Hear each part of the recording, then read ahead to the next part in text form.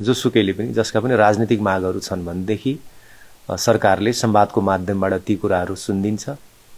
अब संवादमा इङ्गेज हुनु पर्यो सबै, किन भन्दा अब सडकमा जाने पनि सरकारलाई संवादको लागि अपिल गरे हो, अपिलै गर्नको लागि हो भनेदेखि अब सडकमा नगइकन पनि संवाद हुन्छ भने संवादमा नै रहनुपर्छ, सडकमा जानु जरुरी छैन।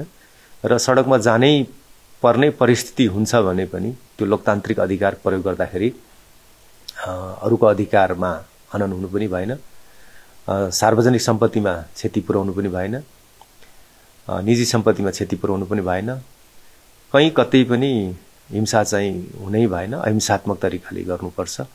यो कुराको समझदारी हामी विभिन्न राजनीतिक समूहहरू जो चाहिँ आन्दोलनकारीहरू हुनुहुन्छ उहाँहरूसँग हामीले यो खालको अनुरोध गरिरहन्छौँ। सरकारले यो गर्छ, हाम्रो चाहिँ नीति यो अनुसार अगाडि बढ्छ तत्काललाई।